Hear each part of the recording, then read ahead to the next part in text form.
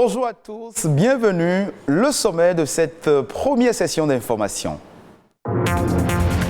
Les femmes constituent une force incontournable dans le développement. Celles qui sont des entrepreneurs représentent aussi un maillon important de l'économie. La CCI Bénin et le réseau Entreprendre Bénin font de l'entrepreneuriat féminin une priorité économique. C'est une institution chargée de garantir en toutes circonstances les droits de l'homme. La Commission béninoise des droits de l'homme est devenue un pilier de l'état de droit et de protection des droits humains. Dans cette édition, nous irons à la découverte de la CBDH.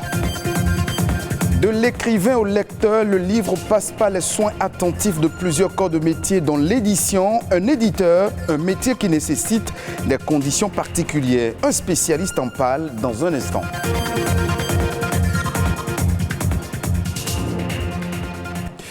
Le 10 décembre de chaque année, des militants pour la cause animale participent à la journée internationale pour les droits des animaux dans le but de dénoncer l'hypocrisie qui consiste à ne pas reconnaître les droits fondamentaux des animaux. Aujourd'hui, la protection des animaux est devenue un véritable enjeu de société, une préoccupation croissante en faveur des animaux, des êtres qui ne méritent pas d'être maltraités, torturés, tués, comme par exemple dans certains laboratoires de recherche. Le monde animal mérite aussi le respect de l'homme. Le 10 décembre est également la date de célébration des droits de l'homme. Au lendemain de la Seconde Guerre mondiale, la communauté internationale a décidé d'élaborer un test sur les droits communs à toutes et à tous. Un test qui protège tous les êtres humains contre toutes les discriminations. Le 10 décembre 1948 était alors adoptée la Déclaration universelle des droits de l'homme. Au Bénin, une institution est chargée de veiller au bon respect des droits de l'homme. C'est la Commission béninoise des droits de l'homme. Comment fonctionne cette commission et quelle est sa mission? Découverte avec Ulvaeus Balogun. Vous êtes-vous déjà demandé qui veille au respect des droits de l'homme au Bénin? L'institution dont c'est le rôle est la Commission béninoise des droits de l'homme. Totalement indépendante, elle œuvre pour la promotion et la protection des droits de l'homme. L'État béninois nous a confié la mission de protéger les droits de l'homme. La protection s'entendant comme la prévention. Prévenir que la violation survienne et si elle survenait, travailler à ce que la victime ait droit à la justice et obtienne réparation. Composée de 11 membres, cette commission a pour fondement la résolution 48-134 des Nations Unies relative aux principes concernant le statut des institutions nationales. C'est sur la base de ces principes que vous passez ce que nous appelons l'accréditation à un statut A ou B. L'intérêt réside dans le fait que vous pouvez participer pleinement en tant que membre à l'Assemblée mondiale des institutions nationales des droits de l'homme. Vous pouvez avoir le droit de vote, vous pouvez prétendre à occuper des postes dans ces institutions. La Commission agit donc en veille sur les questions de droits humains et contrôle les engagements du Bénin dans le monde. Notre particularité en tant que Commission, c'est que nous avons un rôle de conseil auprès des pouvoirs publics. Les pouvoirs publics peuvent nous demander de leur donner des avis et de leur faire des recommandations sur toute question touchant aux droits de l'homme. Nous veillons aussi à ce que les obligations internationales découlant des différentes conventions ratifiées par le Bénin soient effectivement mises en application, mises en œuvre sur le terrain. Si connaître les droits humains est indispensable pour pouvoir les défendre, la Commission béninoise des droits de l'homme peut être saisie par n'importe quel Béninois qui se sent lésé dans ses droits. La loi précise qu'on peut nous saisir par tout moyen. À l'aide du numérique, vous pouvez nous saisir par SMS, vous pouvez nous saisir par WhatsApp, vous pouvez nous saisir par Facebook. Mais après cela, vous devez formaliser votre plainte. Et là, la loi précise que vous devez nous saisir par écrit ou verbalement ou tout autre moyen utile permettant de fixer les éléments formels et substantiels de votre requête. Elle sert donc de médiateur entre le citoyen et les pouvoirs publics. En son sein siègent toutes les couches socio-professionnelles du Bénin. Elles ont aussi besoin que leur droit d'entreprendre librement soit encouragé et soutenu. Les femmes entrepreneurs représentent un maillon important de l'économie béninoise. Contrairement aux hommes, elles sont souvent victimes des normes sociales qui constituent des entraves à la pleine réalisation de leur potentiel économique. Pour pallier cet état de choses, la Chambre de commerce et d'industrie du Bénin et le réseau Entreprendre Bénin ont entretenu mercredi dernier les femmes entrepreneurs sur les défis à l'entrepreneuriat féminin au Bénin. Simon Villon et Ulvaeus Balogun nous en parlent à travers cet élément. Selon une étude de la Banque mondiale, seuls 30% des petites et moyennes entreprises dans le monde sont dirigées par les femmes. Des femmes qui gagnent souvent moins que les hommes, surtout dans les pays en développement où les bénéfices et chiffres d'affaires de leurs entreprises sont en moyenne inférieurs de 38 et 34% à celles des hommes. L'entrepreneuriat féminin devenant ainsi un enjeu pour le Bénin au regard des efforts engagés pour l'amélioration du climat des affaires. Cet entrepreneuriat féminin que le gouvernement s'est donné pour ambition de promouvoir est l'une des voies royales pour parvenir à l'autonomisation durable de la femme. Une mission que l'institution consulaire appréhende dans sa vision de réduire à 10% le taux de mortalité des entreprises. La proportion grandissante d'entreprises créées par les femmes, facilitée par les réformes sur la création des entreprises au Bénin, oblige l'institution consulaire à déployer une gamme de services d'appui sur cette frange de l'écosystème en s'appuyant sur des acteurs du privé qui sont en capacité d'adresser des interventions de qualité et qui répondent à des besoins réels et pointus.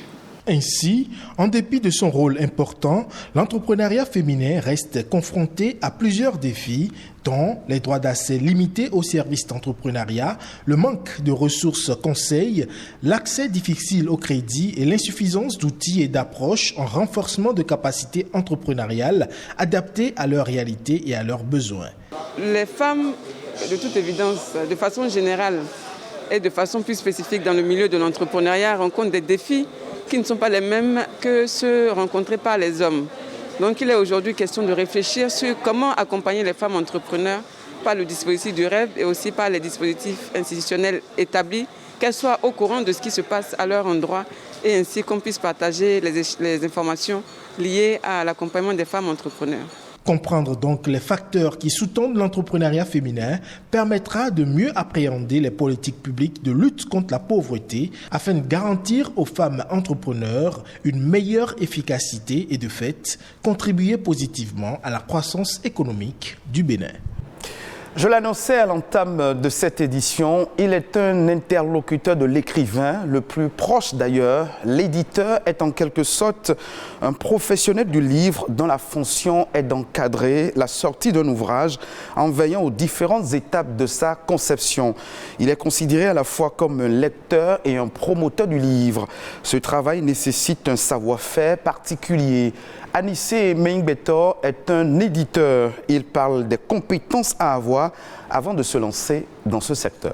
Un éditeur de livres, c'est quelqu'un qui, en réalité, a une formation littéraire de base, d'accord, et qui a complété cette formation littéraire par une formation d'éditeur, c'est-à-dire de gestion d'une maison d'édition. Voilà, celui qu'on peut appeler un éditeur. Les normes pour se faire appeler éditeur. Il faut avoir un registre du commerce, il faut avoir un numéro IFU et être en règle avec le fixe. L'écrivain, en réalité, ne devrait pas avoir une relation directe avec l'imprimeur sans passer par l'éditeur. Parce que c'est l'éditeur qui a reçu la formation nécessaire pour savoir dans quel format un livre peut être fabriqué, quelle image de couverture proposer, quel titrail proposer. L'écrivain finit d'écrire, c'est l'éditeur qui fait le livre. Quand il finit d'accoucher toutes ces idées, il a le génie, c'est vrai. Mais il y a aussi un travail éditorial au niveau de l'éditeur qui part déjà du titre, du contenu, la forme. Est-ce qu'il faut orienter l'ouvrage vers le genre roman, le genre nouvelle, le genre conte, le genre essai, le genre théâtre, et ainsi de suite. C'est un travail d'éditeur. L'éditeur est là pour veiller à ce que l'ouvrage puisse respecter ces normes-là indiquées. Tour d'horizon de quelques informations qui ont marqué l'actualité internationale. C'est dans Écho Inter, présenté par Héloïse Winato.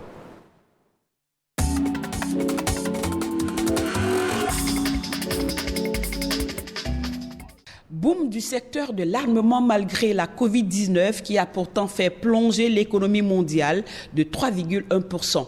Les ventes d'armes ont battu un nouveau record avec une progression spectaculaire et inattendue, plus 17% depuis 2015. C'est une révélation contenue dans le rapport de l'Institut international de recherche sur la paix de Stockholm, publié le 17 décembre dernier. CIPRI annonce que le chiffre d'affaires des 100 premières entreprises d'armement a progressé de 1,3% pour atteindre 531 milliards de dollars, soit 309 000 milliards de francs CFA. Les géants bénéficiaires, les États-Unis, la Russie, la France et la Chine. Bientôt un géant mondial des terres rares en Chine. Le projet est en pleine gestation et la mise en route ne devrait plus tarder. Cette nouvelle société sera la fusion de plusieurs entreprises publiques chinoises du secteur des terres rares, élément essentiel dans les technologies de pointe et pour la transition écologique. L'idée des autorités chinoises est de regrouper dans une même entité les grands acteurs qui travaillent dans l'extraction et le raffinage de ces minerais afin de mieux contrôler cette activité stratégique. Rappelons que l'Empire du Milieu en est le premier producteur et exportateur mondial. La moitié des réserves mondiales se trouve dans son sous-sol. Première nouvelle rassurante après avoir effrayé les autorités sanitaires mondiales. Le nouveau variant Omicron détecté en Afrique du Sud ne serait pas forcément plus dangereux que les autres variants du coronavirus. Une conclusion de plusieurs scientifiques qui tranquillise. Mieux, il ne résisterait pas au vaccin. Son efficacité diminuerait seulement de 5%, soit 90% d'efficacité contre 95% pour le variant Delta. Mais le taux de contagion pour Omicron serait 3 fois plus élevé que le variant Delta. Pour l'heure, les laboratoires ont commencé à travailler sur la nouvelle version de leur vaccin pour cibler plus spécifiquement le variant Omicron. Mais malgré la crise sanitaire qui a plombé l'économie mondiale, les ultra-riches de la planète ont vu leur fortune croître, selon un rapport. Tous américains, à l'exception d'un patron français d'un groupe de luxe, ils ont amassé leur fortune à 12 chiffres, essentiellement dans la tech, grâce à une envolée des cours boursiers. Elon Musk, première fortune mondiale, fondateur de Tesla et SpaceX, suivi de Jeff Bezos de Amazon, arrive en 3e position Mark Zuckerberg, le fondateur de Facebook. Pendant que le patrimoine des milliardaires a pris plus de 3 600 milliards d'euros, soit environ 2 400 000 milliards de francs CFA, ce sont malheureusement 100 millions de personnes supplémentaires qui ont rejoint les rangs de l'extrême pauvreté.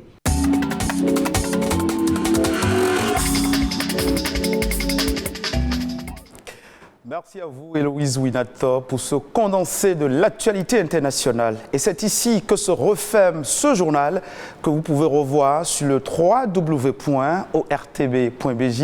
Merci de votre fidélité.